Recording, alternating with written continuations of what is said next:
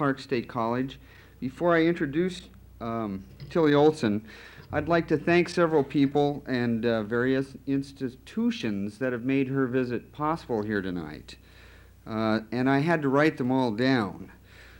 First of all, President Lee Vickers and the Lewis Clark State College Foundation, Vice President William Daling and the students of the college, Hugh Nichols, Dean of the College of Arts and Sciences, who actually founded the Stegner Lecture several years ago, and Linda Vacura, Janie Fluharty, and the staff at Confluence Press. As most of you know, Tillie Olsen comes to us tonight from San Francisco, where she has lived most of her life. She is a Nebraska-born, prize-winning American novelist and short story writer who began writing when she was quite young. But the necessity of working everyday jobs and raising 4 daughters silenced her for 20 years. So far as I know, she has published 5 books: Tell Me a Riddle, Yonandio from the 30s. Silences are probably her best-known volumes, but her most recent book, or at least the most recent book for me, is Mother to Daughter. And by the way, books will be on sale out in the lobby after Tillie's lecture tonight, if you would like to look at them or purchase them. Regardless, as Robert Coles put it, everything Tillie Olsen has written has become almost immediately a classic. Her stories have been anthologized more than 100 times, made into 3 films and an opera. They have also been translated and published in 12 languages. Tillie, however, did not graduate from high school, and in that respect, she shares something, I think, with many of my own students and friends.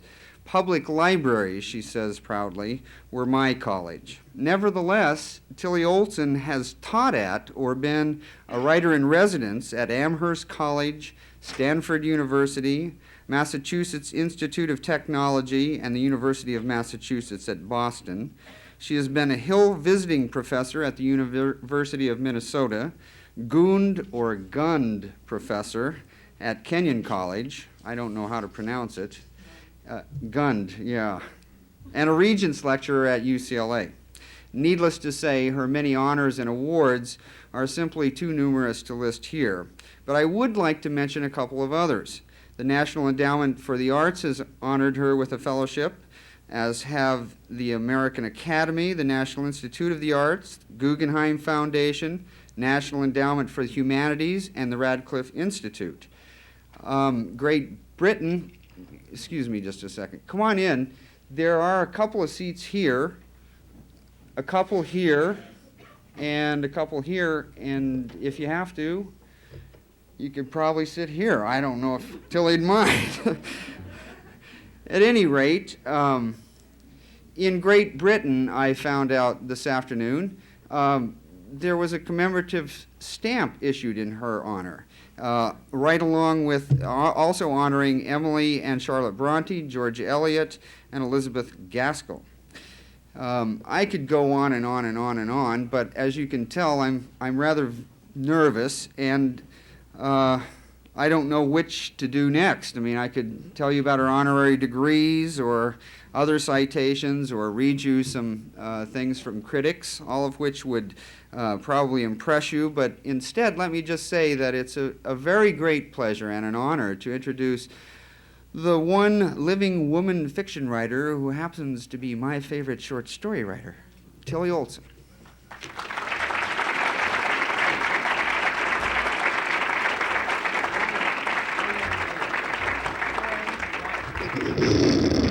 Can you hear me?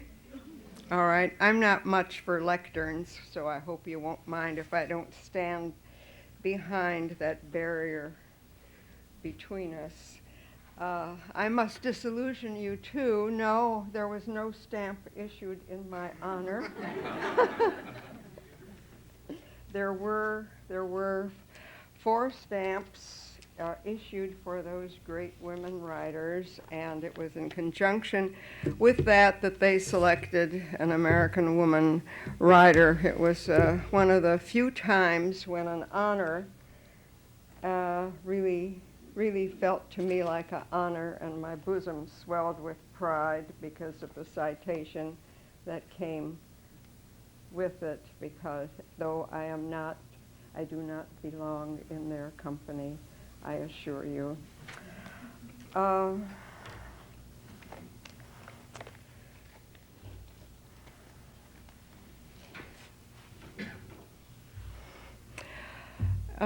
I must say,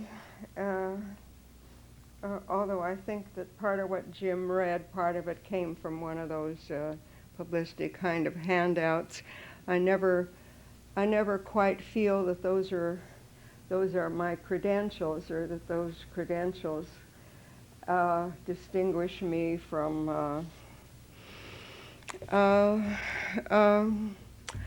others who might have some of the same things.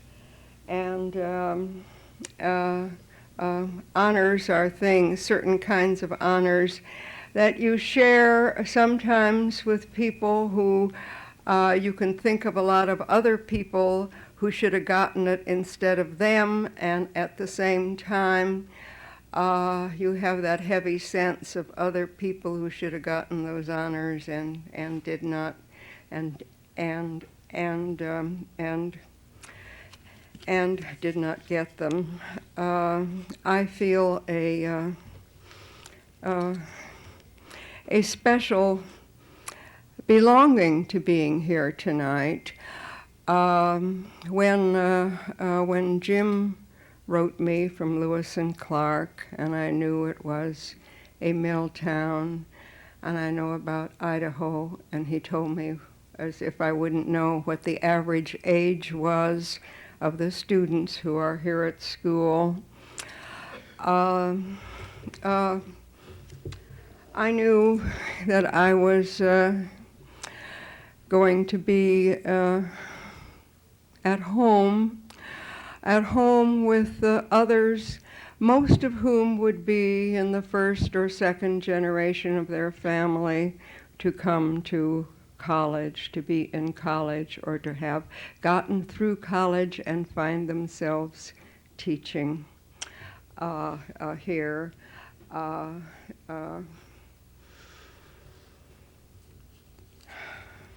sat when I should have been still winnowing some of what I hope to say to you tonight, and I want to leave time for response. But I sat watching the river. I was where already the confluence had happened, if that's how you say it, so that I was seeing many, many waters, and most, of course, the Sweetwater and the Snake River just before they became the Columbia. It was very quiet. I live in the middle of San Francisco, where it is never quiet. As a matter of fact, I live practically right on the street. And that quiet, which should be part of what all human beings have for so much of their life, is part of what we have to eventually, when we've solved some other problems, get around to also solving. And then I sat and I watched it get dark in a way I never could have at home. I watched the lengthening shadow in the folds of the hills, and I watched the shadow come in the still water, and the first lights come on, very distant lights, and just those kind of lances of light in the water.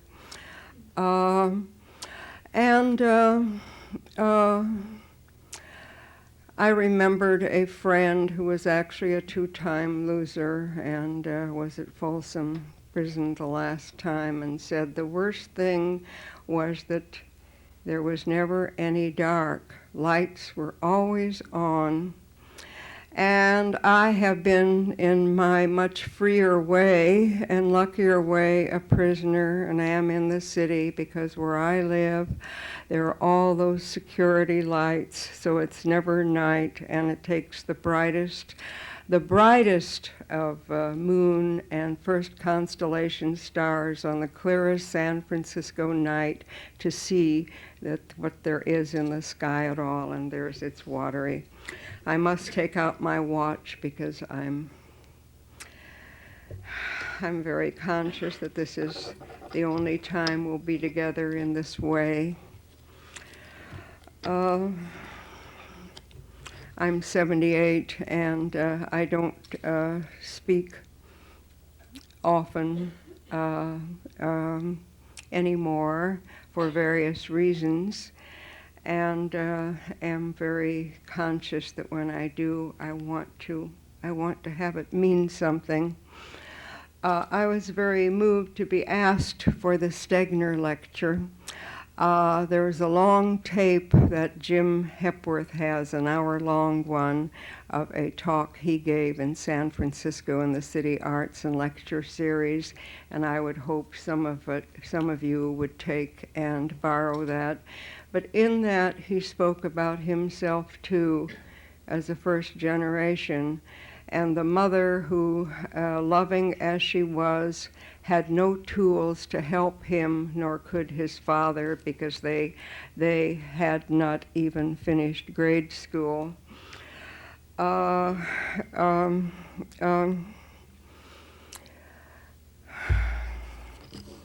want to read my dedication, the dedication that never came right, to my book called Silences, which some of you know and most of you don't, I think. It's about us. It's about the relationship between our circumstances, meaning whether or not we have to put ourselves into the getting of a living, that is the bulk of our lives, and the kind of living that may not be necessarily connected with what we most know or feel how we would like to spend our lives. That is our class, working people, the class we happen to be born into and find ourselves having to live as, and or our sex, meaning those of us who are women, and or those of us who have darker skins, people of color. Those have been the three primary circumstances, and they're very, very linked when I say and or, that have mostly silenced human beings all the generations past. When I say silenced, I don't mean that we did not create almost everything, beginning with food, clothing, shelter, language, ritual, religion, belief, dance, etc. I speak only in terms of the way that the world recognizes human achievement, something that is between a cover, something that is performed on a stage, etc. And I didn't say that we never created anything without using our art sense. If this were a different time, I'd tell you to go to the World Trade Center in New York at the top floor and see the case with its 100 different forms of pasta. It ought to be in a museum. I say, for our silenced people, century after century, their beings consumed in the hard, everyday, essential work of maintaining human life. Their art, which still they made, as their other contributions, anonymous, refused respect, recognition, lost.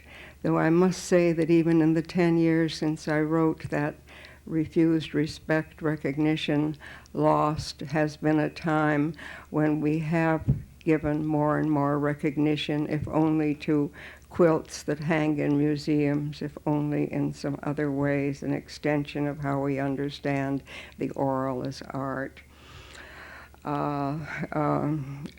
Certain song as art.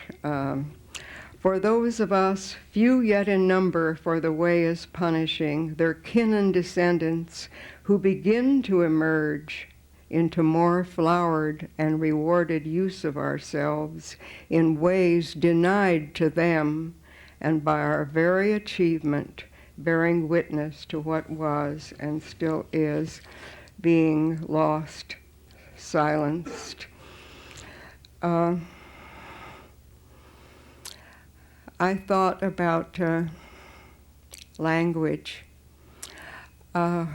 sitting there, and that I would be speaking to you in the old oral, O-R-A-L, A-U-R-A-L form.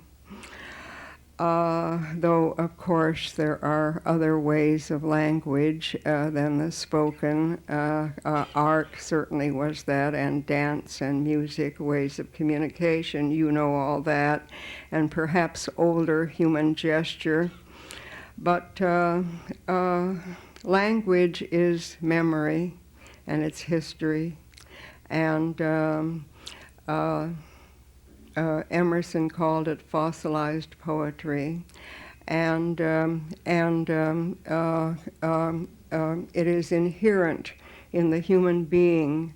You know, a sign language is one of the great proofs of the need to create language even when you don't have hear sound.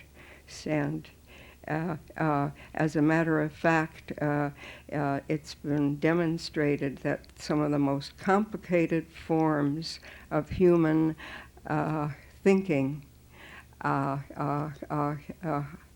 been and are expressed in just sign language. Yet, those of us who write, I mean, just write a paper, just write a letter, just write a postcard, let alone more. Those of us who can read are still a minority of the human race. Written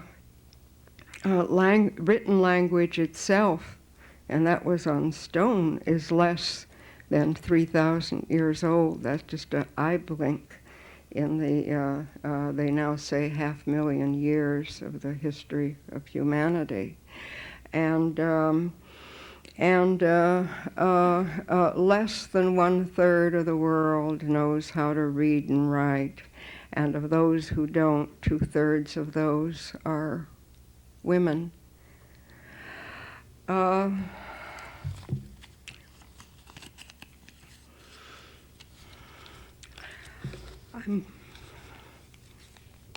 I must say, I feel, as I sometimes feel, somewhat like an imposter standing here, because you asked me as a writer, and yet the last 2 years I have hardly written at all.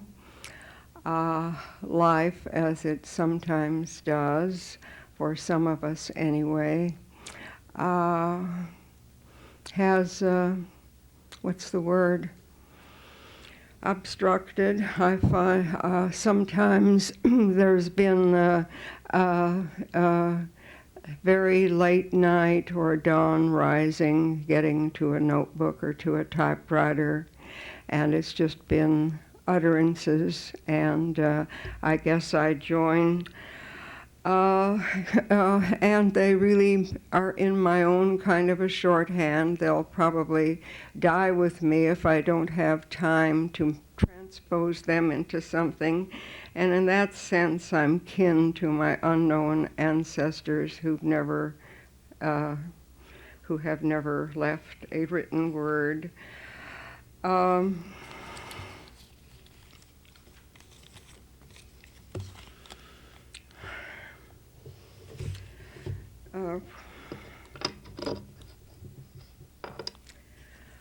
I want to talk with you about first generation and the legacy that we have and our silences. I want to talk with you about belief and why I called the title piece in Tell Me a Riddle, that is subtitled it, and I should have titled it, These Things Shall Be, and about human possibility and about our time. Whether or not I get around to that, I do not know. I will try. I used to say, not very often, but sometimes when I'd be asked and people would comment on my not having graduated high school, and I would always be quick to say, I did so much better than most of my generation. I got almost through high school. Most of my generation were out of school by the time they were in the 7th grade at best, so I was an exception. And furthermore, I crossed the tracks to an academic high school.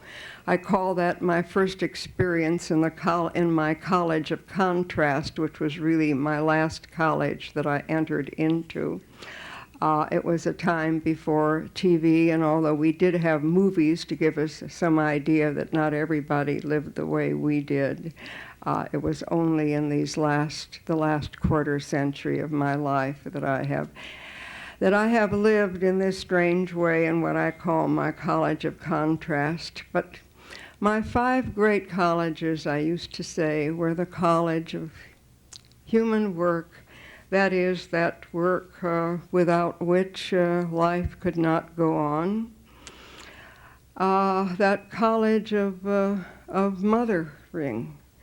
That perhaps was my greatest college at all, mothering and the caring heart. When I say the caring heart, I mean that can feel other human beings as oneself, and has been called empathy or the human imagination, and is supposed also to be a characteristic that good writers have, but presumably has to do only with certain kind of skills and professions instead of being born in all of us.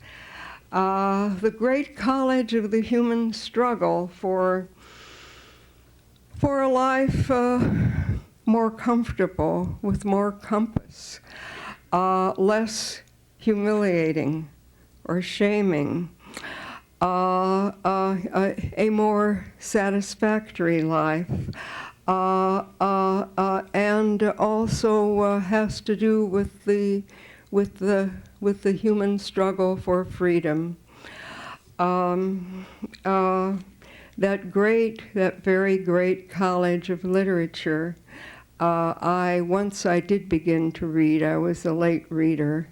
I became one of those starved, avid readers, and I still am, though I have not been able to read much in the last year and a half. I've had several very close deaths, and something else seems to be going on, and it's only poetry and certain old loved books that I can read. I have read some other things too, but so does one find out about oneself. So does life teach us some self-knowledge we may not have had. Long ago, in my long ago Yanandio, I'm going to tell you about that in a minute, because I'm always asked about the title.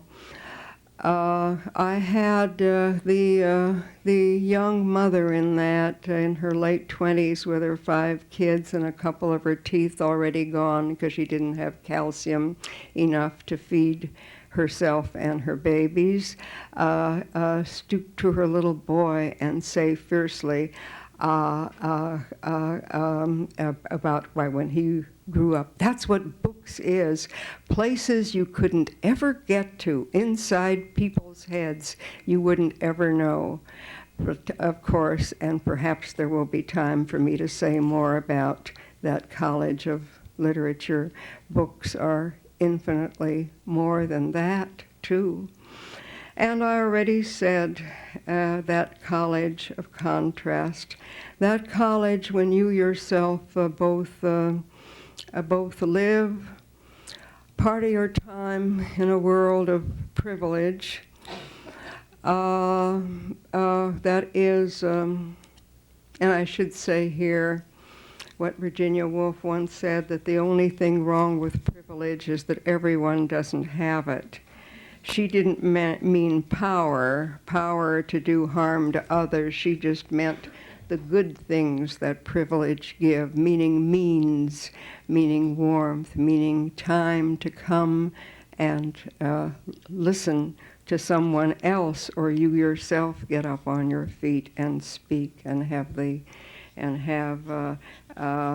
tools. Though those tools, a lot of people who've not had privilege, one sees them from time to time. Suddenly they become evident, often when there's a freedom movement of some kind, and then you hear eloquence.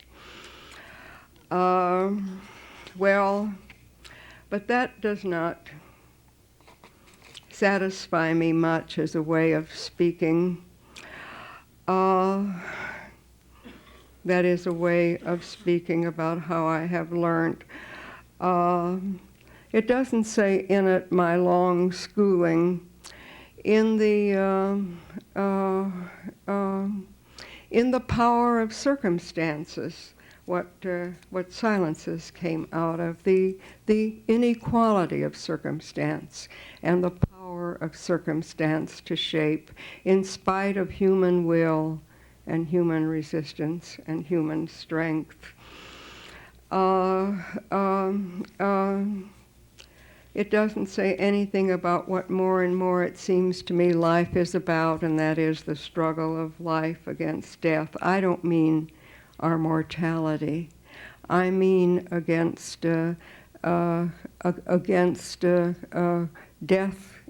in life. And I'm going to say more about that too. And I want to talk about our times, especially our times we're living through now, in which it seems to me too to be a struggle of life against death, basically. And I've left out my sex because I have some things I very strongly want to say about that. Well, before I start in on these other things on myself, I don't know if any of you, perhaps you heard some of it on TV. There was a little of Havel carried by the president of Czechoslovakia in this strange time when those who use words find themselves becoming powerful people in states, in certain states. And he wrote about how certain words could never be used again, like freedom and like liberty, etc., etc., etc. He also included peace. He also included socialism. Years ago in my Tell Me a Riddle, that woman, the old woman, well, I was many years younger than her then. I'm older than she is in that now. And I have on her dying lips some of those words.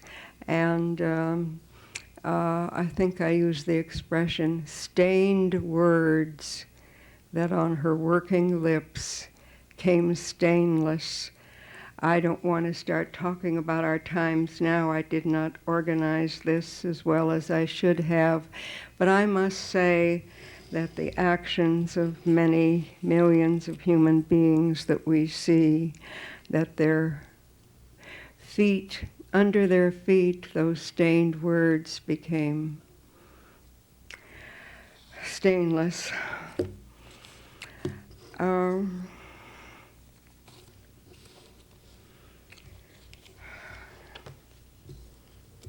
I've never done much talking about myself. Maybe this too has to do with aging, and I find myself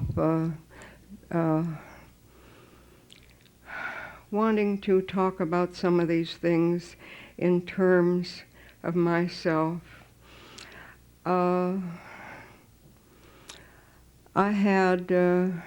My mother did not learn to read and write till she was in her early 20s.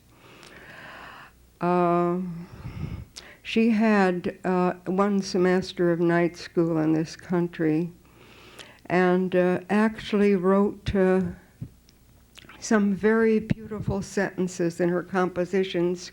She told me once it was the happiest time she'd had in this country, outside of some of the happinesses with her children, primarily when the children were small, and she had little time really for her children.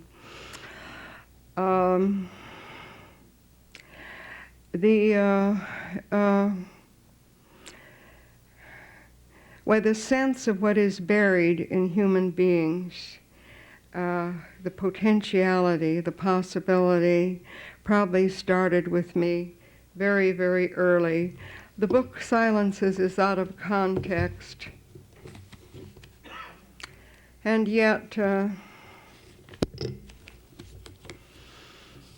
in the last part of it, the part that should have been a long section and never came to be, about creativity, potentiality, and the first generation, I re-quoted a little from the original talk I gave called Silences, given to a very privileged audience at Harvard, so I had to select my talking about circumstances to them because they firmly believed, most of them, not all, that if you had it, you were going to make it, that genius blazes out, that it will transcend everything. But I began, though I address myself only to silences in literature and the ways in which writing ceases to be, that of course being the only legitimate way I could address this subject. That last part I didn't say. This dying and death of capacity encompasses more than literature, the arts, or even Wordsworth's widening of the sphere of human sensibility, or Thoreau's, to affect the quality of the day. That is the highest art. And then I quote on a national conference in creativity that says, creativity was in each one of us as a small child. In children, it is universal. Among adults, it is almost non-existent. The great question is, what has happened to this enormous and universal human capacity? That is the question of the age. But I am one of those who believes that we simply don't recognize human creativity unless it has the stamp of what is considered to be achievement. And that has been, this is an aside, but part of the glories of the literature we've begun to have in this country and in other places too, primarily in the last decade and a half, and in increasing number, though not the beginning of enough, by those who are in the first or second generation of their family and are able to recognize and trace for us how creativity works and has worked in the everyday ways. And I say, but certainly when it comes to the flowered and rewarded use, by rewarded, I mean beyond those who benefit from our creativity, which is what has happened to most of us, because it's those within our lives that are the ones who are the beneficiaries, who are the listeners if they're not the readers, who are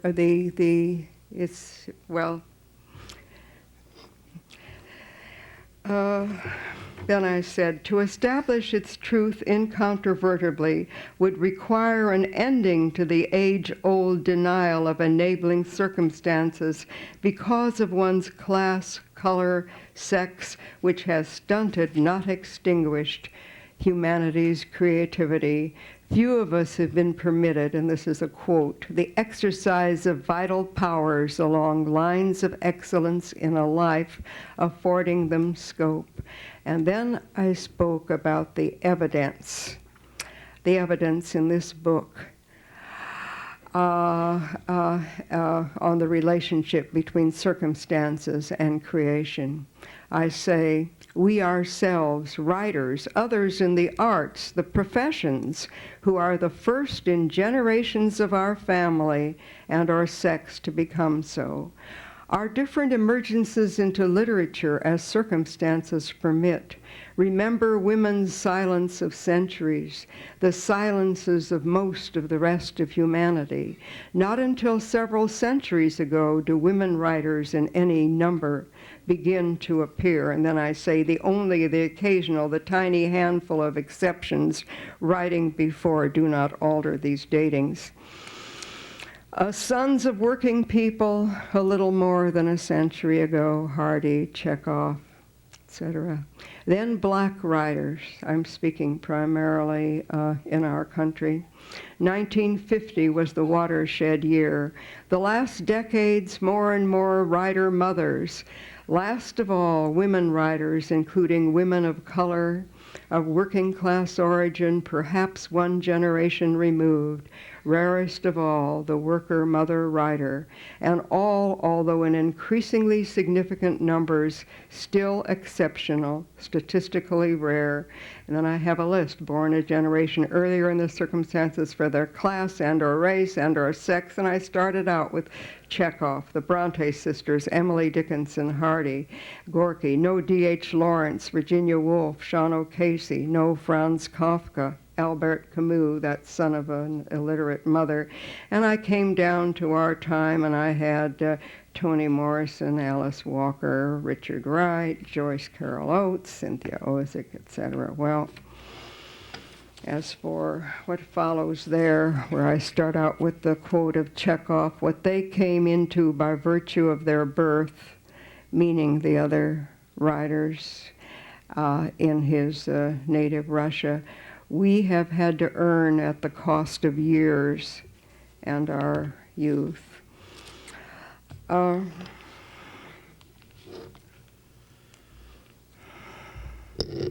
Yes, I was an only, in a sense, when I began to write.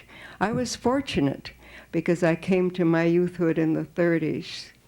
That meant that there was a movement in this country. Stegner says in that tape, I hope some of you will listen to, he came to his youthhood in the 20s when most of the writers were off in Paris or in other parts of the world.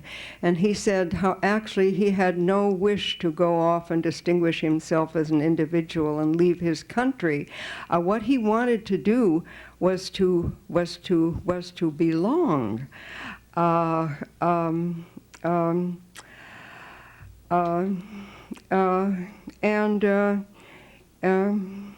In many ways, he was an only, that is, he was an exception, though he had predecessors, someone like Theodore Dreiser, for instance, very different than the way Stegner wrote, but who came from backgrounds that presumably were not favorable.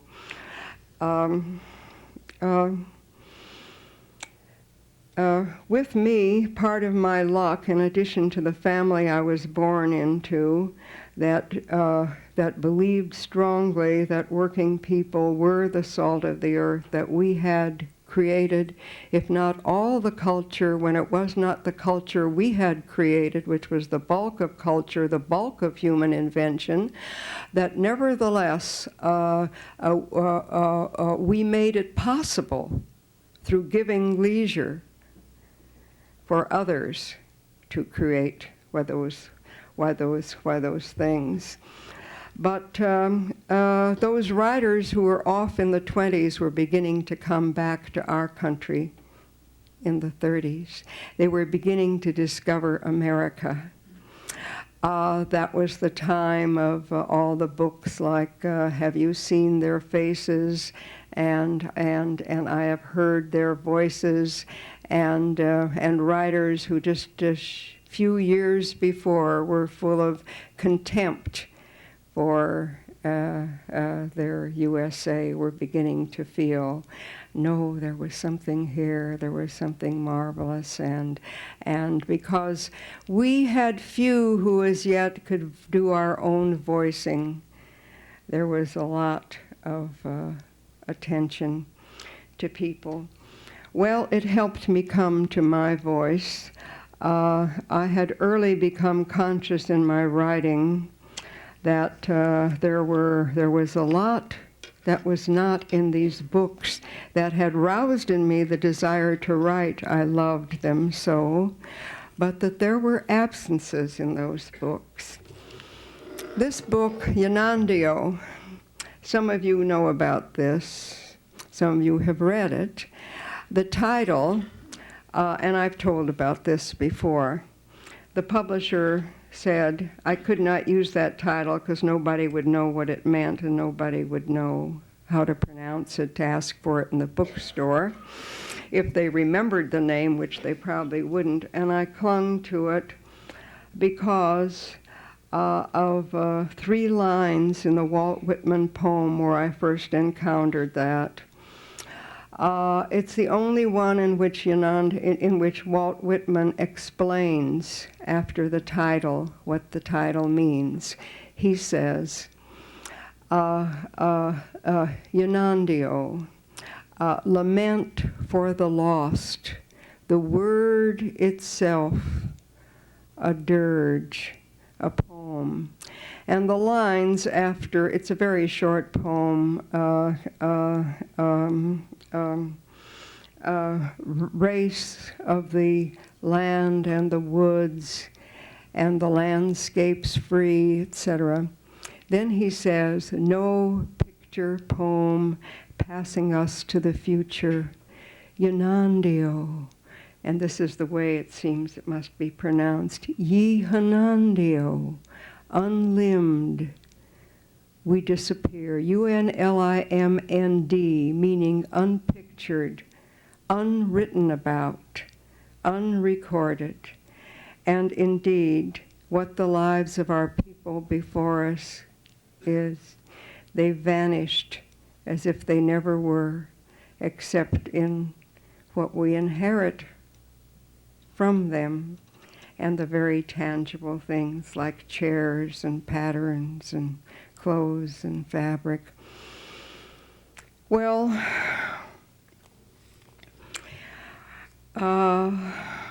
this book that I began when I was a girl and put aside because although I was in that college, those 3 colleges of work, everyday work, of mothering, and of the human struggle to try to change what was not right and make it better, and in a very tangible way. I'm speaking of that time, of the 30s. They made it impossible. I said, someplace that the very circumstances were not present for me to write. I thought it was lost. I'd put it aside unfinished. I was sorry I didn't bring one of the unfinished fragments with me tonight. It was about Anna trying to do an abortion on herself because she already had 5 children and Jim was gone, and she did not see how she could possibly manage with another baby. And she didn't know the first thing about her body or how to go about anything, and didn't have any money. And as I said to Jim, being a young mother, I killed her. But in that depression time, it was happening around me too. But those years after, when I read Yanandio. The first part, those drafts, the first part pretty much finished. The last part in many drafts, I said this.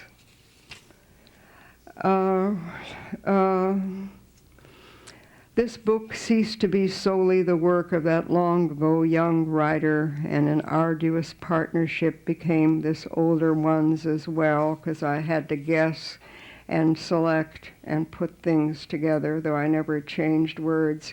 But I recognized that I was trembling on profound human truths, not available in the psychoanalysis that was dominating, taking over comprehensions of human beings. I was beginning to record. As it was beginning to happen to me, and the book, as it went along, as you see, I become a better and better and better writer for those of you who have read it. The very things that were making me stop writing were at the same time making me a deeper writer, and in my use of language, a better writer. I was recording how the illimitable divine in the human being was being thwarted in the growing. Toward the end, I write Baby Bess. This is at the end of a long, hot canning day, the end of a 4-day heat spell in the Midwest, very different than the heat the way it comes here, because it gets cooler at night here. And bang! Bess, who's been fingering a fruit jar lid, absently, heedlessly drops it. Aimlessly groping across the table, reclaims it again, lightning in her brain. She releases, grabs, grabs. I can do, bang! I did that, I can do, I. A look of Neanderthal concentration is on her face. That noise. In triumphant, astounded joy, she clashes the lid down. Bang, slam, whack. Release, grab, slam, bang, bang. Centuries of human drive work in her, human ecstasy of achievement, satisfaction deep and fundamental as sex. I can do, I use my powers, I. And then, without realizing it, with each of the older children, the 3-year-old who still has that magnificent sense of self. Mama, watch, you're not watching. So proud of achievement, because he's still close to that time where if you start to walk and you fall, nobody bats you over the head and says, you dummy, you're never going to learn how to walk, etc., etc. His older brother, the things that are happening between already the damage there, between Maisie and Will, the 9-year-old sister who has to also be a mother, because the older children, I see it happening again now, have so often had to do much of the parenting for the little ones, because there wasn't time with all the tasks that had to be done. But the things that went on, where she had so loved her brother and her brother had so loved her, and the separation between them that happens with the having to be formed into one sex or another sex. And the shaming, the denial, it's not so true now as it was then, of joy in one's body. I don't have time to read much of that too. In that hot time, I can't even find it. All right, but when Maisie, who with her brother used to love to leap up onto the ice wagons because it was before refrigerators and you used ice and push ice over for the kids. Anyhow, and once the cry goes up, I wrote it much better. Girl, go to London, go to France, everybody sees your pants. Well, she's jumped up onto the wagon, and after that, she stopped doing that. Never again that lithe joy, that sense of power. A cry that many years after, when I wrote Tell Me a Riddle, before I knew Yonandio was still around, in that old woman when she sees one of the grandchildren hunched over in pretend cooking, and the son and one of the grandsons has climbed this tree and is hanging up there by one hand on a branch and watch me, Grandma, and in her what is the cry to the little granddaughter, Dodie, climb too, climb and look.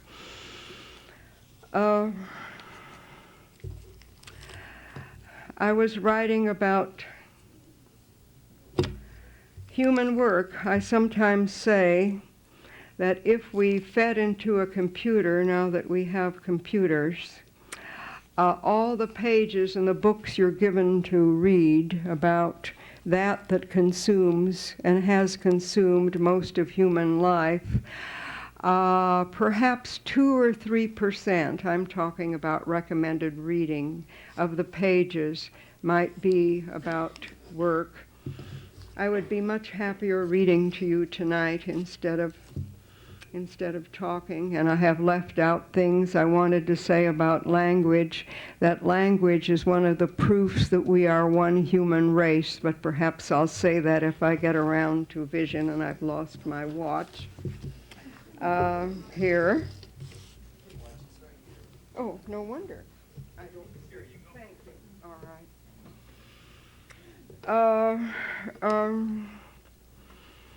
right. I would have liked to have read to you my pages on the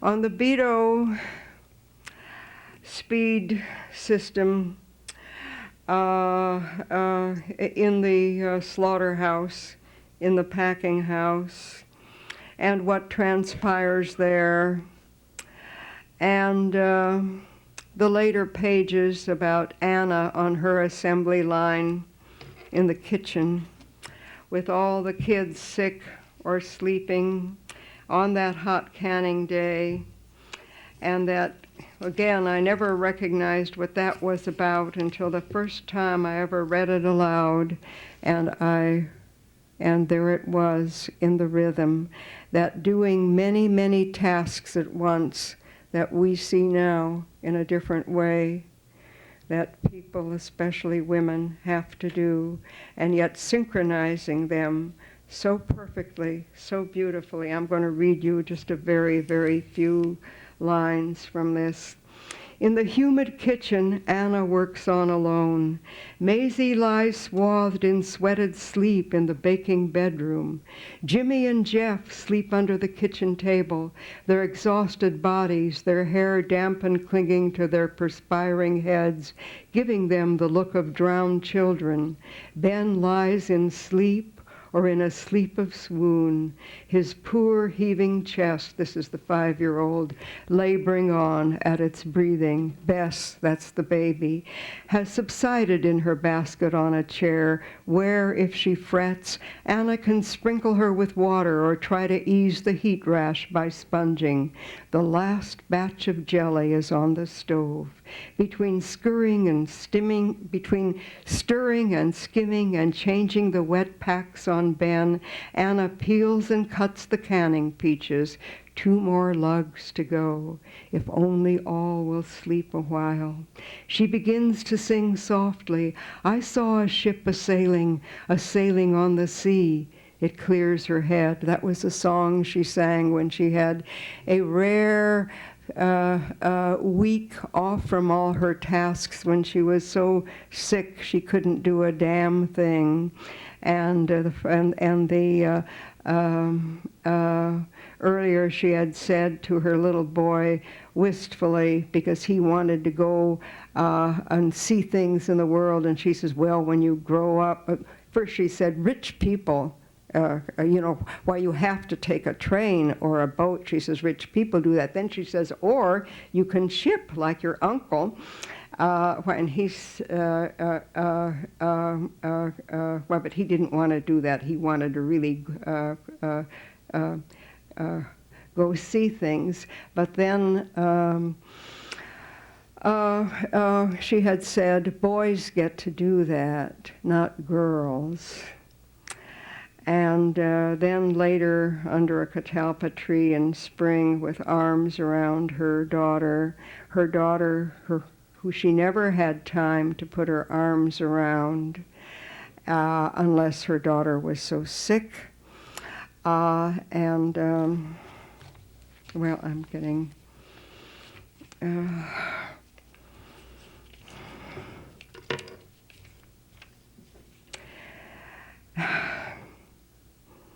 Arm in arm, they sat down under the catalpa. That look was on her mother's face again, her eyes so shining and remote. She began stroking Maisie's hair in a kind of languor, a swoon. Gently and absently, Anna stroked. Around the springs of gray my wild root weaves. Traveler, repose and dream among my leaves, her mother sang. A fragile, old, remembered comfort streamed from the stroking fingers into Maisie, gathered to some shy bliss that shone despairingly over separating hurt and want and fear and shamings, the harm of years. I'm going to skip, just come to. I saw a ship a-sailing, her mother sang, a-sailing on the sea. Maisie felt the strange happiness in her mother's body, happiness that had naught to do with them, that is, the kids who were there, with her, happiness and farness and selfness. I saw a ship a-sailing, and on that ship was me. Well, she sings this again. She begins to sing softly, I saw a ship a-sailing on the sea. It clears her head. The drone of fruit flies and Ben's rusty breathing are very loud in the unmoving heavy air. Bess begins to fuss again. There, Bessie, there. Stopping to sponge down the oozing sores on the tiny body. There. Skim, stir, sprinkle, Bess. Peel and cut, sponge, skim, stir. Any second the jelly will be right and must not wait. Shall she wake up Jimmy and ask him to blow a feather to keep Bess quiet? No, he'll wake cranky. He's just a baby hisself. Let him sleep. Skim, stir, sprinkle. Change the wet packs on Ben. Peel and cut, sponge. This time it does not soothe. Bess stiffens her body, flails her fists, begins to scream in misery, just as the jelly begins to boil. There's nothing for it but to take Bess up, jounce her on a hip, there, and with her one free hand, frantically skim and ladle. There. The batch is poured and capped and sealed, all one-handed, jiggling hipped. There, it's done. Anna's knees begin to tremble. No, she dare not sit. You know if you sit down, you'll never make yourself get up again. Well, I think the way I try to do this, unless I read and unless you know it, it is not going to take. But I was writing about human beauty. This synchronization of time and of body, that super efficiency that you hardly notice.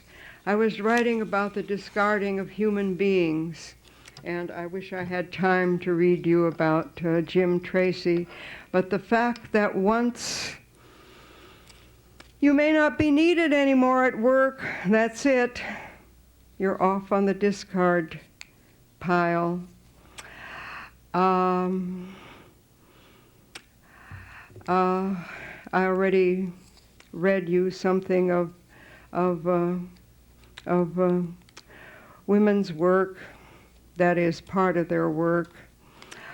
And I was beginning to try to understand what we learn, what I began to learn through mothering, that I would have learned in no other way. I learned about my society. In that beginning book, Yanandio, there's a scene where Anna, it is after this time when she's been so sick and she's up and she's not supposed to be up. And Jim, who was partly responsible for the miscarriage that she had, and is afraid to touch her, and her little daughter, Maisie, her eldest daughter, who is ashamed of her mother because of what transpired that she overheard, which was her father raping her mother the night before all the rest of this happened. And Anna is so conscious that Maisie will not even look her mother in the face. But she is up, and she's trying to put in some garden. And Jim tells her she has to go lie down, and she says how she has to, because he hasn't done it and nobody else is going to do it. And she says, who's to care about the kids if we don't? Who's going to look after him? Who cares about him except us in this damn world? That I was, in a way, over-dramatizing, in a way telling the absolute truth, because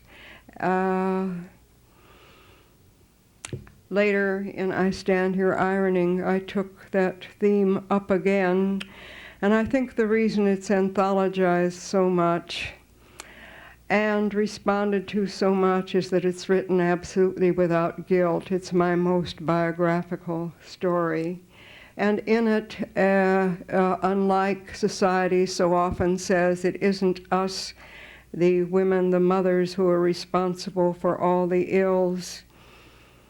You see the institutions of society, the child from the very beginning, where the mother says that truth about the little 9-month-old baby, that beautiful child.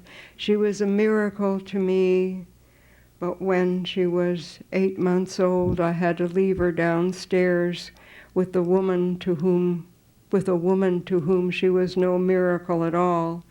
And the places where she, who had no choice, had to leave that child, that little one, to whom she was no miracle at all. And when she speaks of the kind of not good child care, and she says later, looking back, this mother, I think many of you know this piece, the child is already not a child, 19 years old. She's lived all that life beyond me, outside of me.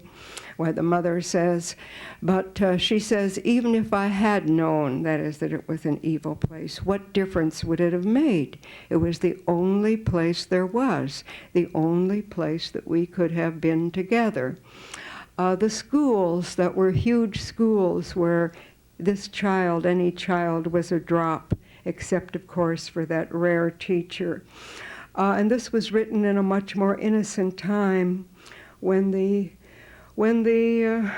world was not so dangerous for children, when we did not orchestrate fear and make them all feel that they were going to be kidnapped anywhere, so that once when a little boy lost his mama in the Safeway, and I bent down to his level and said, come on and we'll go up to the check stand and they'll call for your mama. He began to scream and say, she's going to touch me, help, help, help.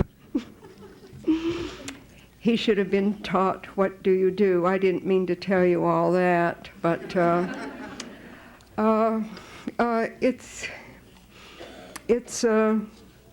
I learned without the statistics that we all know now, like the quarter of our children in our country, and we're a richer country, who grow up in poverty or under the poverty level, or the terribleness of so many schools and how little money we spend and all the rest of it. We know all of that, that we do not yet value human life. When I say we, I don't mean many of us. I mean those who have most of the power and who make the decisions on where the money and the resources go. And we're not out in the streets. I learned about the joy and the satisfaction, and when the women's movement came into being, which, by the way, was not what made women go out to work, because most jobs never were a career, and they still aren't, although I live in a time now where it seems everybody has a fancy title to make them feel that they are having a career instead of just working for a living on a job.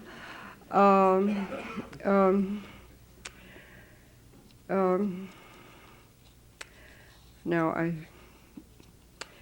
sorry, emotion sometimes overcomes me, and I'm in a period when I'm beginning to gather myself together, and yet other things are going on in me, many associations, much I'm trying to put together, some of which have to do, again, with aging and death and the light that death throws on life. And again, it is what I haven't written about that I started to want to talk about, and it doesn't belong to this particular continuity. But I started to say that in the earlier days of our women's, and of course, you know, most women work because now we depend on two-income families where there are two people in the family to have an income.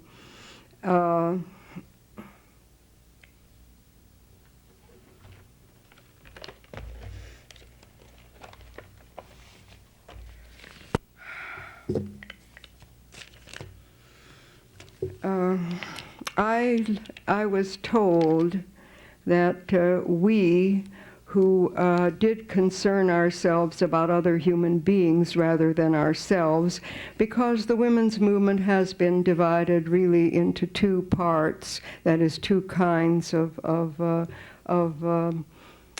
human beings, one of whom feel that it is about career primarily and self-actualization. Well, I'm so much for actualization and have to get around to potentiality and human possibility. But the rest of us are about what is the general situation for women. But the atmosphere was, and it was partly from the women who were the exceptional women who had more privilege. And again, remember, the only thing wrong with privilege is everyone doesn't have it. And the test of privilege is, how do you use it? Also, how do you use your privilege?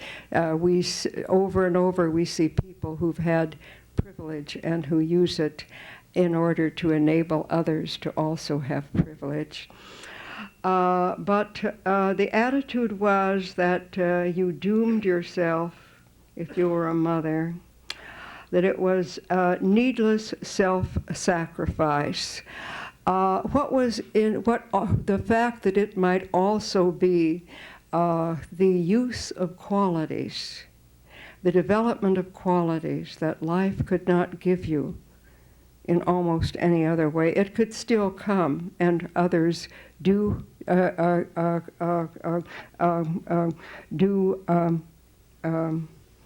it. But and what I should do is read my notes where I said this much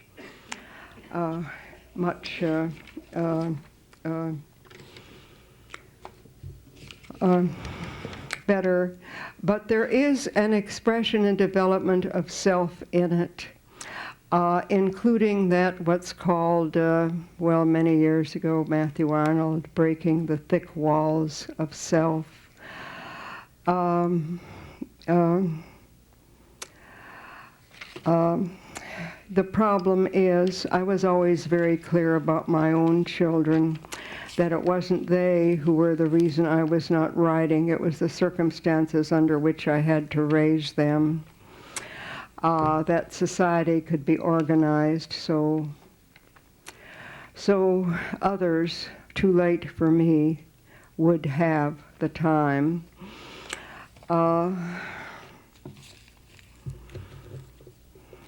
Well,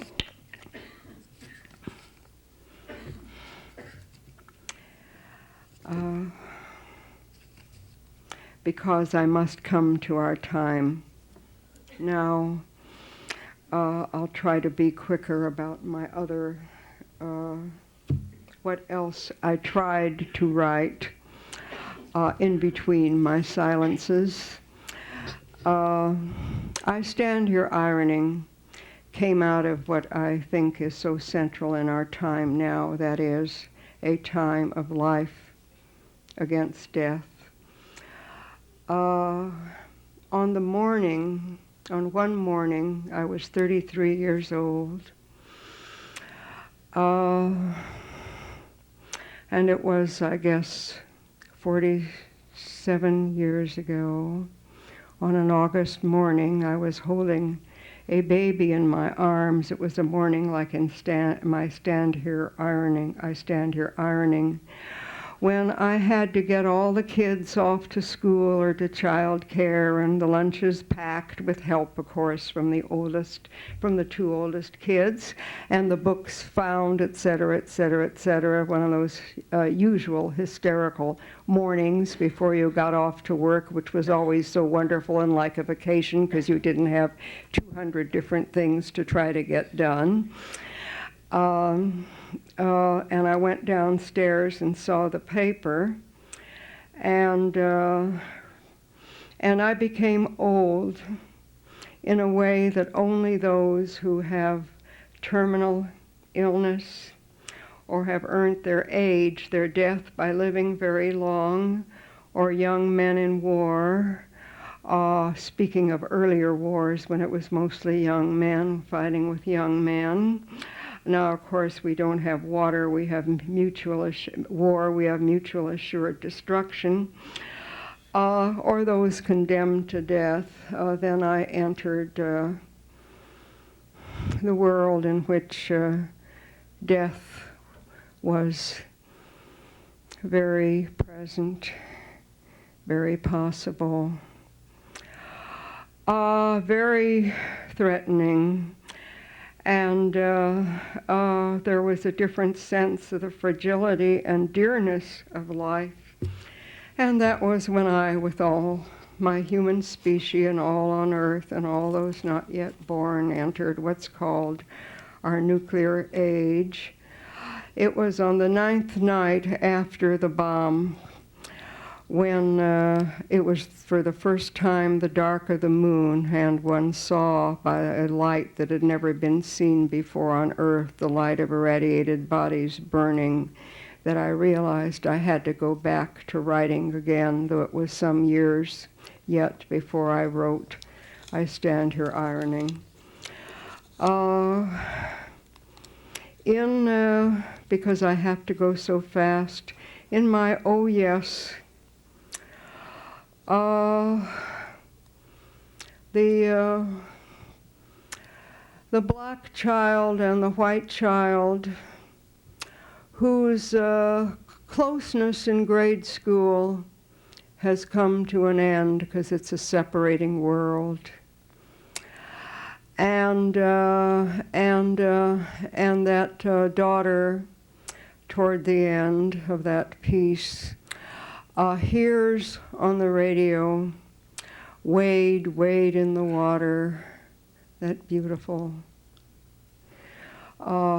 hymn, and runs downstairs, having been sick in bed, and therefore home, And her mother is home, how unaccustomed to be home and not at work. Her mother's home because the little girl is so sick. And she wanted to know, why did they sing like that? Because she'd gone to church. And this was before the time when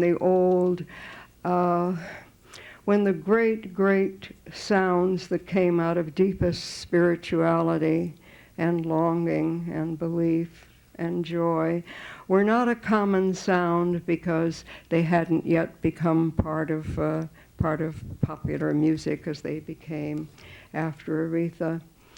And she said to her mother, "Why is it like it is?" No, she says, because something had happened in that church, and the girl had fainted in all that vast sea of sound and all the emotion that she'd never been exposed to in that particular way before. And she says, "Oh, why do I feel like it's happening to me too?" She's talking about somebody who was there, who she recognized from school, and who had been expelled from school. She says, "Mother, I want to forget about it all and not care like Melanie. Why can't I forget? Why is it like it is, and why do I have to care?" Caressing, quieting, thinking, caring asks doing. It is a long baptism into the seas of humankind, my daughter. Better immersion than to live untouched. Yet how will you sustain? Why is it like it is? Sheltering her daughter close, mourning the illusion of the embrace. And why do I have to care? While in her own need leapt and plunged for the place of strength that was not, where one could scream her sorrow while all knew and accepted, and gloved and loving hands waited to support and understand. Caring asks doing. I'm going to have to skip and talk about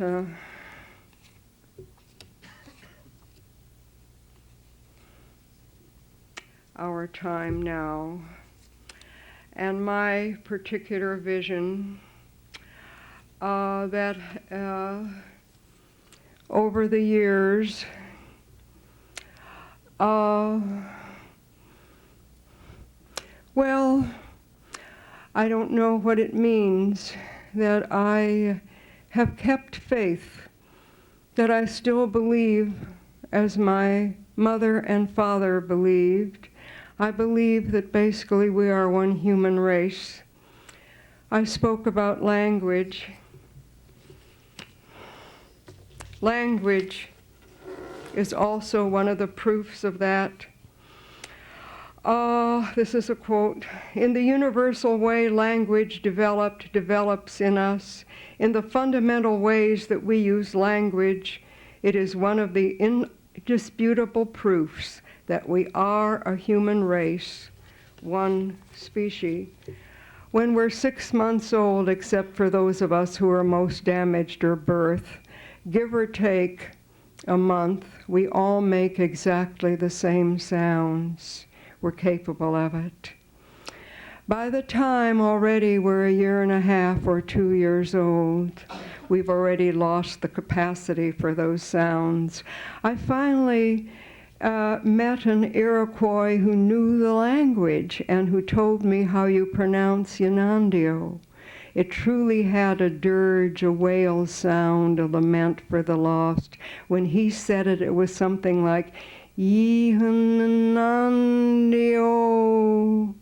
But I no longer had the capacity in my throat to make some of those sounds.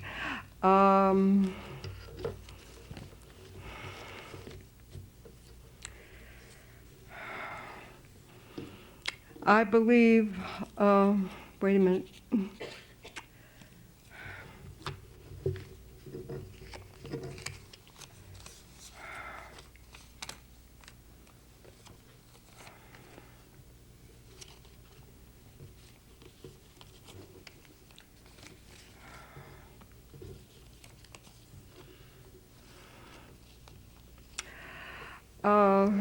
that feeling about life against death.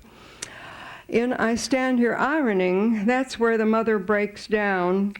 I sometimes read those questions at the end of anthologies the students are supposed to answer, and I never would know how to answer most of them. And I feel like perhaps it has wrecked the reading of it, and perhaps they couldn't just read it as if they didn't have to answer questions on it, and then talk about it like you talk about a movie you go to see, you know, without having a set list of questions to be certain that you have absorbed whatever it is you're supposed to absorb. But only twice have I seen it about one of the core things in that, and that is where the mother breaks down. The beautiful 19-year-old who's had such a troubled life, and who this anonymous person, this authority, is so worried about what's happening with her. And at occasion, this long dwelling as the mother stands there ironing, which is meditative. Anyhow, she's there, her mother is ironing. Her mother, she says, Whistler painted his mother in an ironing board, in a rocker. I'd have to paint mine standing over an ironing board. And when she starts upstairs to bed, she says, don't get me up with the rest in the morning. And her mother says, I thought you were having midterms. And the daughter says, oh, those. In a couple of years, when we'll all be atom dead, it won't matter a bit. This was written 31 years ago, and that's where that appeal of the mother rises as she tries to sum up that daughter's life, who's a child of depression, of war, of fear. She says, help her to know that she is more than this dress on the ironing board, helpless before the iron. It is too much hidden to us that we, as a human species, as a human race, are resistors, that we're changers, that we never stayed in the cave, that we never were content just to be cold and chilly, that we made clothes, that we made shelter, that we invented things, that we picked ourselves up and migrated. We migrated where perhaps it was a little warmer, or the crops were better, or we did annual migration. When ancient slavery covered the most of the earth and the caste system and you were fixed, you could not pick yourself up and change your circumstances. Nevertheless, there were slave revolts. One of the first things I learned, and my folks were so happy when I told them it was in the McGuffey's Reader, but I was taught to learn by heart, and one of the first things I ever learned was Spartacus's speech to the slaves to revolt. I learned that along with W.E.B. Du Bois's credo, in which he proclaimed his belief in that in one human race, and along with a little sad, tragic poem, which I used to do with an Irish accent, and not about the Irish famine, about give me one grain of corn, mother, only one grain of corn, etc. We, and it wasn't the powers that be, did away with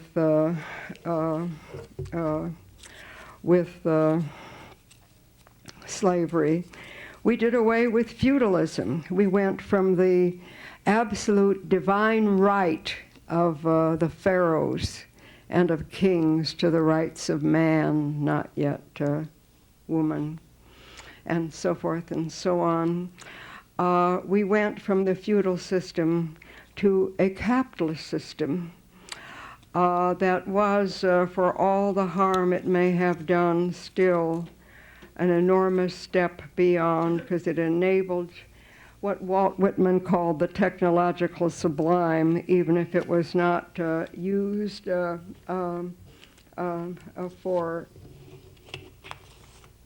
Still looking for the way I had this organized. For what is called the human use of human beings. I feel now in this war of life against death, in this time that everyone is so surprised about, that is all the authorities presumably, because all of a sudden, whether it is South Africa or whether it is Eastern Europe or whether not so well publicized it is in Taiwan or in North Korea, we see people trying to change things. Walt Whitman wouldn't have been surprised. This is my little section on my great school of literature. Two poems of his, one called Europe, the 72nd and 73rd Year of the States,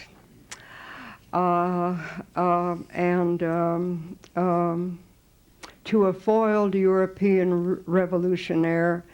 What was visible then was mostly, primarily, I suppose, like is too often true now, that smaller part of the world where most of us come from, by no means all, and less of us in our country, Europe.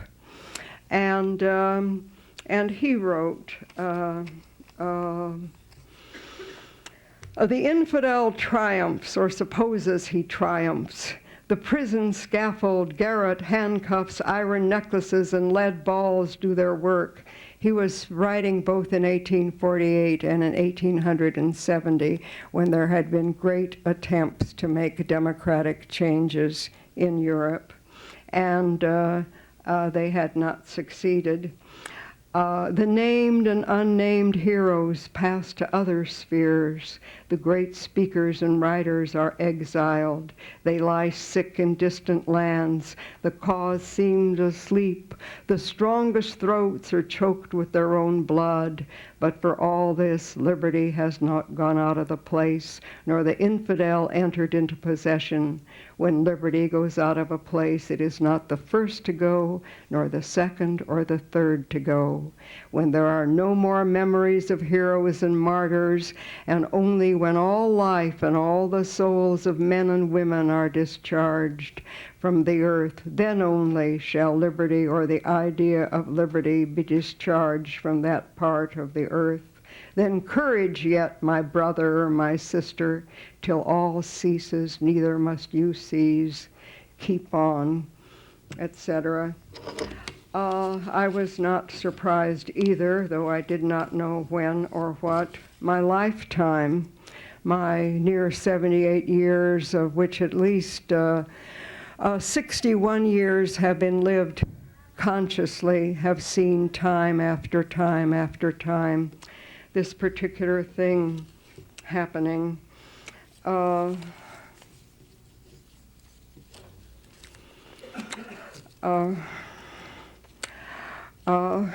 When I said I wanted to, I'm going to read a few things of William Blake, or at least say them. That poet who left no mark on his age, because the age left a mark on him, and who is pictured as some kind of a mystic, but was not a mystic at all, and was of that age of revolution. One of his great poems was hailing our American Revolution, fire seeking its own form. And he wrote in the beginning very clearly and very simply, like, pity need be no more if we did not keep somebody poor, and mercy no more need be if all were as well off as we. He wrote, can I see another's woe and not be in sorrow too? No time for any more. He rejoiced that empire is no more. He says, now the lion and the wolf shall cease. He did not mean the animals. He's the one who wrote tiger, tiger burning bright in the forest of the night. He loved the animals. He means that has been represented as the lion and the wolf, instead of writing about it enough that is in certain human beings, usually human beings in power. But he said, he wrote in that poem to the American Revolution, "Empire is no more. Now the lion and the wolf shall cease, for everything that lives is holy, and life delights in life." And Walt Whitman, "Whoever degrades another degrades me."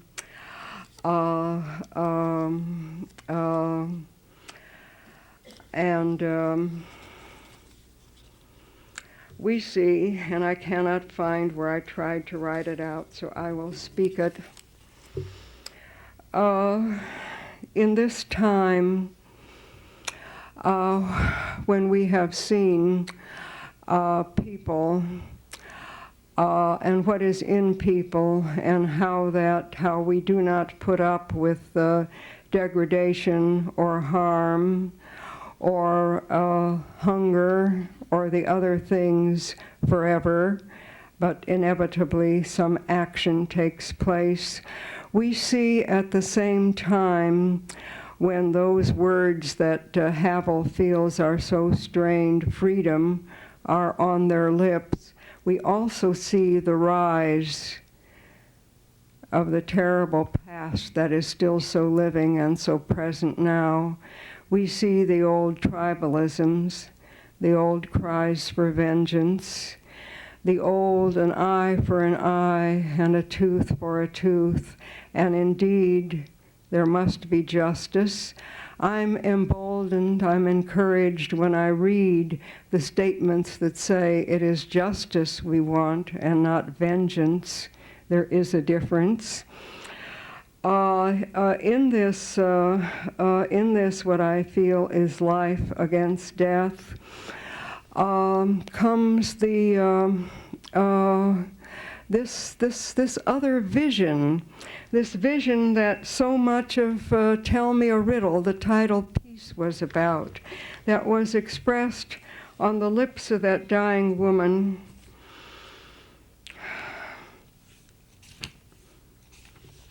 After light she grew like a bird, and like a bird sound bubbled in her throat while the body fluttered in agony, night and day, asleep or awake, though indeed there was no difference now, the songs and the phrases leaping, light like a bird, the fluttering body, the little claw hands, the beaked shadow on her face, and the throat bubbling, straining. I keep skipping. "Ah, Mrs. Miserable," he said, as if she could hear. "All your life working, and now in bed you lie, servants to tend," he meant himself. "You do not even need to call to be tended, and still you work. Such hard work it is to die, such hard work." The body threshed, her hand clung in his. A melody, ghost thin, hovered on her lips, and like a guilty ghost, the vision of her bent in listening to it. I'm going to skip to on her lips is this: "No man won except through others, strong with the not yet in the now. Lift high, banner of reason," tatter of an orator's voice, "justice, freedom, light, humankind, life-worthy capacities, seeks," blur of shudder, "belong, human being." Words, words, he accused. Anyhow, I must skip. And dauntlessly she begins a song of their youth of belief. This song happens to be the song of the United Nations, and it is sung in a country like Australia and like some of the third world countries on Universal Human Rights Day in December. "These things shall be. A loftier race," that means one human race, "than e'er the world hath known, shall rise with flame of freedom in their souls and light of knowledge in their eyes. They shall be gentle, brave, brave and strong to spill no drop of blood, but dare all on earth and fire and sea and air, and every life, long strangling cough, shall be a song. And then there's that dialogue between them.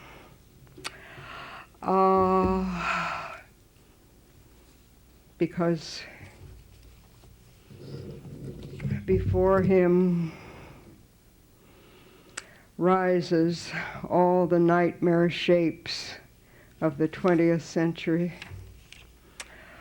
the monstrous shapes of what had actually happened in the century, and he yearns to package later for each of the children, the grandchildren, that joyous certainty, that sense of mattering, of moving and being moved, of being one and indivisible with the great of the past, with all that freed and ennobled. I hate to excerpt from my own writing because every sentence depends on what went before for its meaning, and I have scanned it, but when I see these two opposing forces, and I know that they had to do with the fact that we've not eradicated the breeding grounds, the old breeding grounds for hatreds, for bigotries, out of want. We haven't eradicated want. We haven't eradicated injustice. We haven't eradicated the terrible sense of shaming. We have centuries and centuries and centuries and centuries and centuries of that. I have to be strong with the not yet in the now. And I feel that all through the centuries there's been what a woman called Olive Schreiner in South Africa many, many years ago trying to prevent the Boer War said in a great meeting in Johannesburg. She was a woman who for the first time put together what was called colonialism, race, sex, and the whole forward movement of human beings for freedom. But she said as to why they were there, they knew they'd lost it, they knew there would be a war, how terrible the war would be, and the seeds of bitterness that it would sow that has cost so many, many, many lives and maimed so many in South Africa. That they did not know. But she said, no, we must be here, she said. We must act, we must show ourselves. She says, there has always been a sacred root of humanity. Those who, I'm going to put it in my words, cared, who believed that caring asked doing, who believed that we must try to feel in our beings the reality of others. That you get some instruction, not every person who loves, not every mother, certainly, but many, many of us, we begin to have that. Did I bring it along? I ran across it. This was a man who, an article, no, I don't have it here, a man called Daniel Hogan. I'm going too fast on this, but he had come from South America, and he said that he had seen too much of those who know that they are in the right kill others who also think that they are in the right, and because who they are killing is not that person, that other human being, but someone who they have been told is that human being, to be able to feel the reality of others. I know I sound like I'm being most unrealistic. East German writer called Christa Wolf, who few of us read in our country, but who I happen to love her writing. I think if she'd been in West Germany, she would have gotten the Nobel Prize by now. She was a Nazi as a child and learned much from how she had become so firmly a Nazi youth, and wrote about it in The True Story of Krista T. But she said, among other truths that I have read of her, she said, the greatest leap of the creative imagination in our time is to know reality and be able to translate it into art or into action.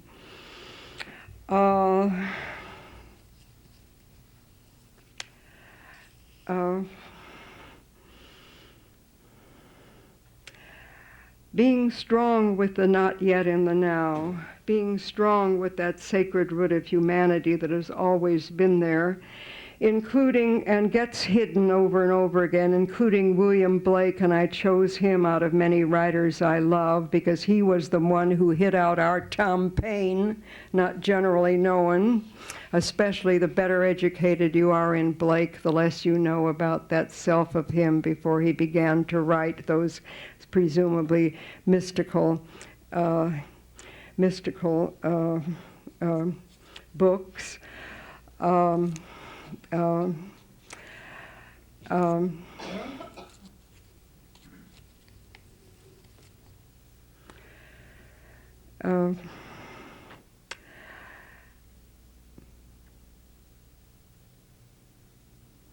I'm very sorry.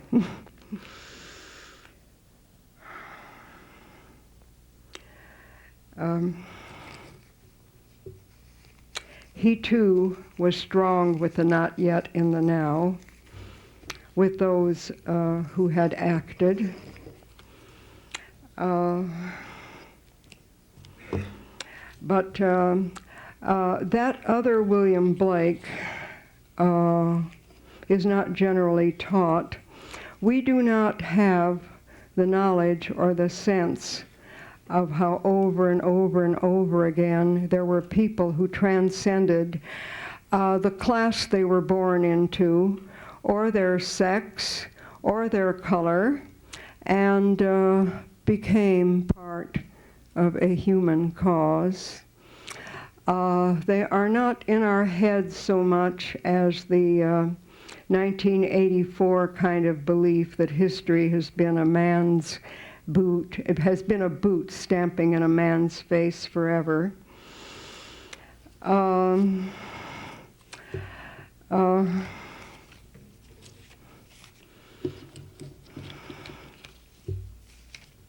I had wanted to use tonight to be of some use to talk to you about how literature can help. Chekhov, who, like Christa Wolf, showed that's why he was among the greatest of all writers. Gorky, another writer, one who was a first generation, and who Tolstoy and Chekhov were both so loved because he was proof of what they knew, because among the serfs in Russia, or those who were their children, as the freed serfs, they knew that there were many who could have been writers, who could have been so much else, and here was the proof of it. But Gorky, writing about Chekhov, said, he wrote about our land, and this was all the way to Siberia he wrote. He did not just write about White Russia. He made a long trip as a dying man. He already knew he was dying, to a prison island to write about what was happening with prisoners on that island. But Gorky said, one feels in his writing, one knows these people, our people, not only as we are, as life has shaped us, that means with cruelties and hypocrisies, as well as greatnesses and kindnesses, depending on who he was writing on, ignorances, terrible, terrible savagery, all the rest of it. But one sees also, one senses also, he shows us, without writing it on the page, how they might have been if their life had been different. I've taken 18 minutes over time and have not been clear, but now will you ask me what you would like to? And thank you for your patient trying to follow me as I do not finish sentences.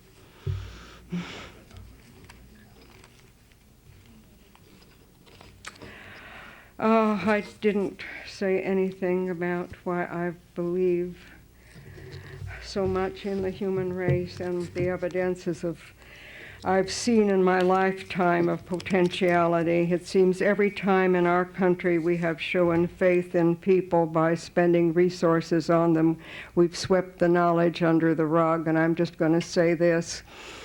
There was once a World War II.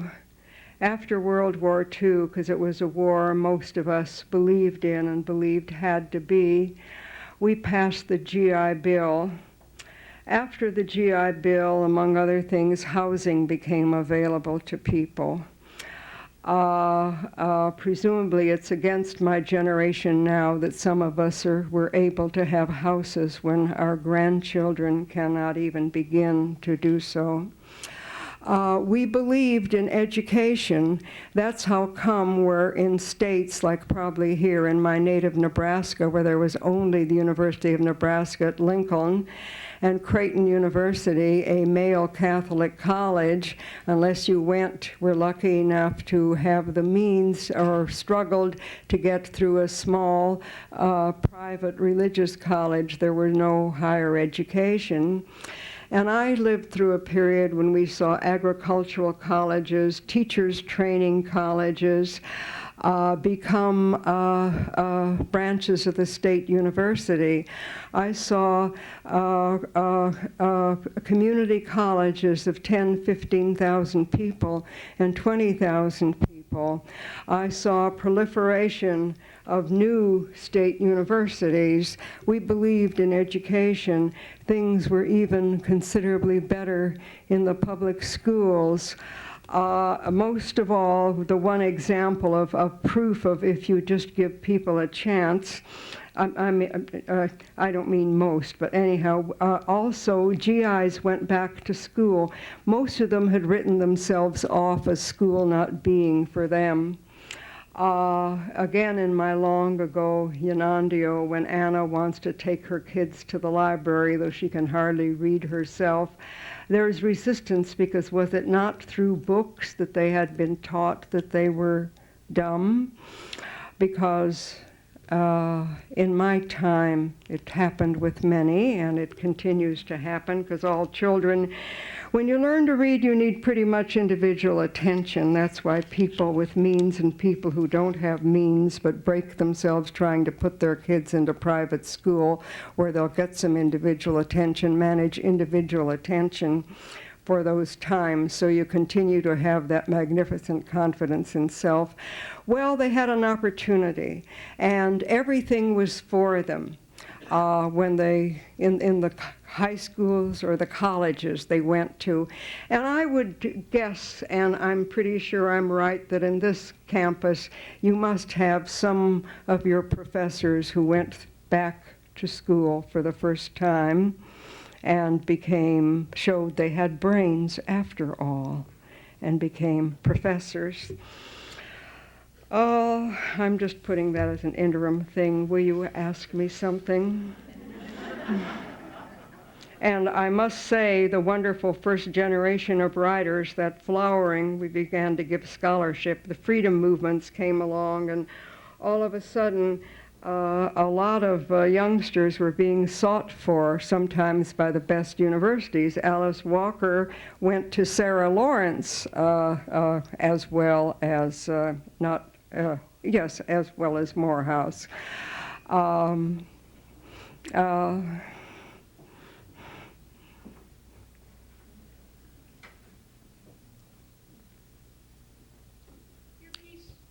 Yeah. $1,000 Baker, set the title right? What about it? Well, what I read about it had something to do with you writing it as someone else's suggestion, and I wondered how much of that piece was influenced by someone else, and how attached to the piece you were. All right. I'm going to take advantage of that too, if I can find it quickly. There's among something I feel, I don't always go around saying how good something I've written is, but I said in silences, the rule is simple. Whenever anyone of that sex, meaning, because this whole section was about women, and or class, and or color, generally denied enabling circumstances, comes to recognized individual achievement, it is not by virtue of special capacity, courage, determination, will, common qualities. I say it took infinitely more will for me. I've often said this. To get up in the morning, tired as I was, and go through that kind of morning I described earlier, like, and I stand here ironing, and go off to work, and then do all the things I had to do after work, including trying not to scream at the kids and trying to listen to what had gone on during the day, and bind up the wounds or celebrate the little victories and so forth and so on, and then get all that work done, which was not going to get done, but at least begin on it and collapse into bed than it does to go into a room in the morning and close the door and just climb walls trying to write. I believe that in each of us is born special capacity. I don't mean we're all born equal, but we're all born pretty illimitable and pretty marvelous. With some of us, it may be more in our bodies. With some of us, it may have to do with song. With some of us, it may have to do with certain visual abilities or with certain hand abilities. But all of us are certainly capable of enormous development. We don't even know how much we begin to be possible of except by looking at the past, and even in human size.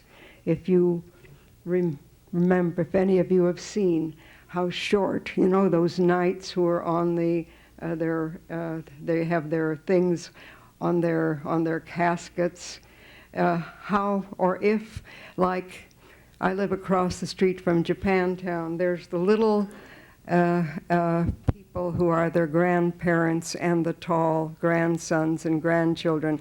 I buried something like that in my Tell Me a Riddle, in the stranger grandsons towering above the little gnome grandmother, the little spry grandfather. Yes, you see, I started to say about the 30s. Well, I had luck also because I was arrested.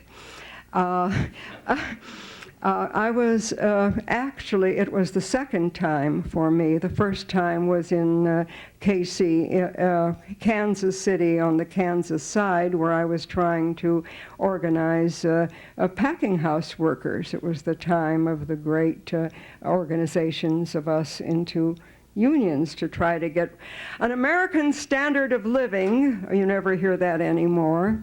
Wages, hours, and conditions, some control over us, a little bit more money in our pockets so there'd be more to do with, more in our lives, a little bit less time at work. That whole amazing human struggle to go from the 14-hour day to the 8-hour day to the 5-day week that we are losing. It's beginning to go the other way more and more and more.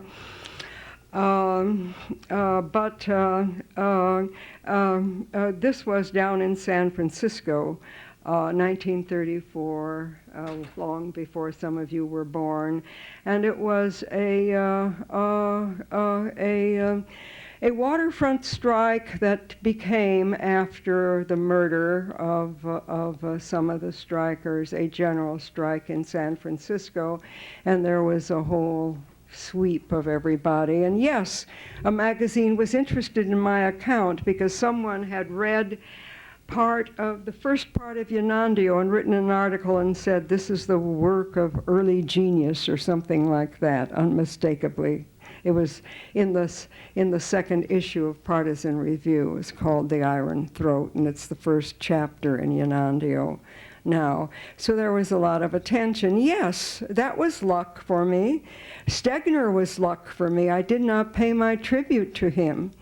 When I applied for, and I was so ignorant then, I didn't realize if you're going to apply for a graduate fellowship in writing, you're supposed to be a college graduate, and I had no credentials. Furthermore, I thought a fellowship, if it was in writing, it was just money that you got. And I figured if I could get, I'd read in the paper how there was something like $2,800, and I thought, gosh, I can quit work for 5 months, and although I'll still have the kids and everything else going on, I'm going to have, you know, the time I spend at work, and I'll be able to write. But I had sent in, and when I got the application, I saw it wasn't for me, but you were supposed to have sent it in by the first of the year.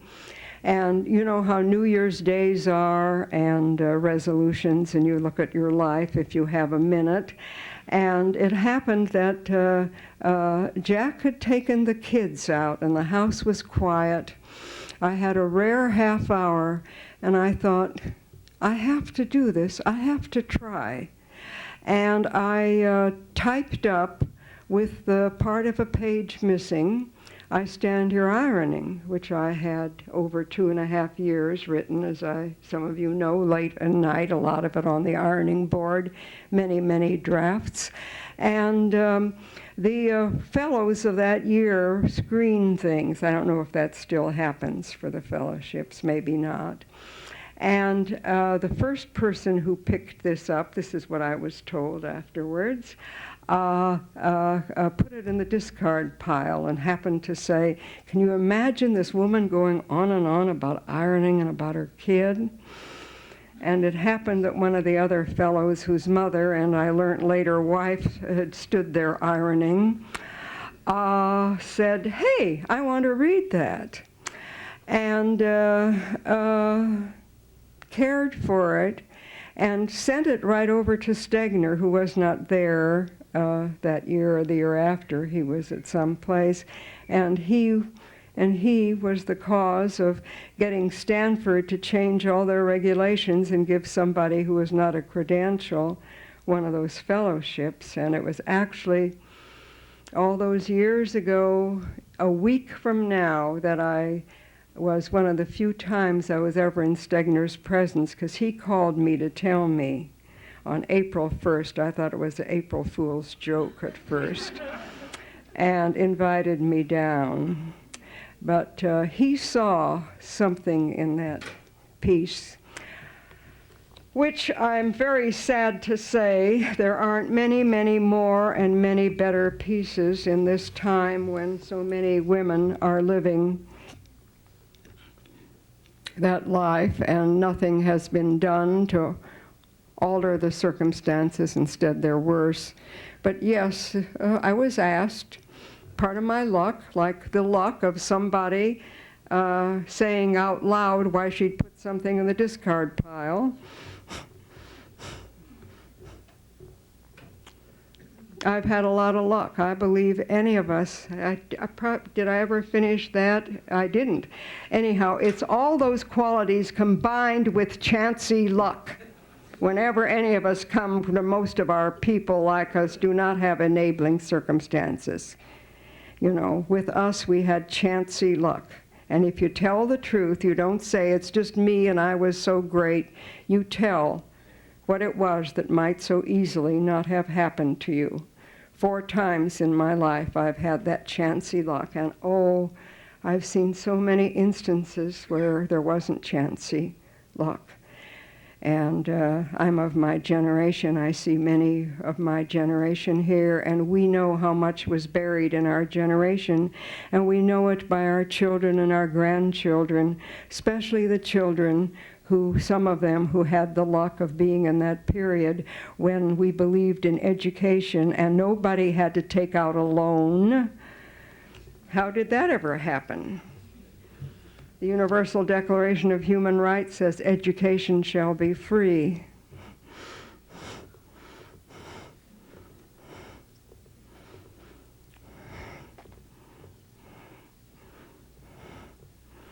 I sound bitter instead of believing, don't I? But the bitterness has to do with the contrast between what I believe is possible and is buried in the human being, too many of us, and is still being buried and silenced.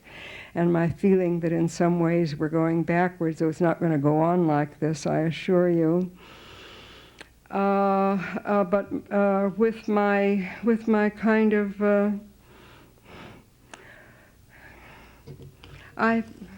I feel I've had so much in my life happen to verify belief that basically we are one human race and we will find our way to that, and a way in which we shall be gentle, brave, and strong to dare all on earth and fire and sea and air, but to shed no drop of blood. Plenty of ways to use your courage and your sense of adventure and your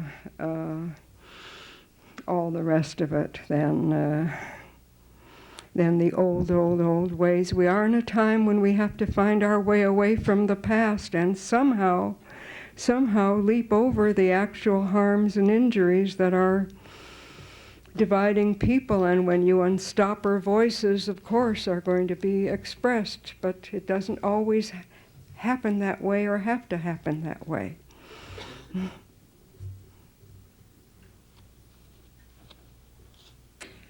I could have given a straight talk on literature,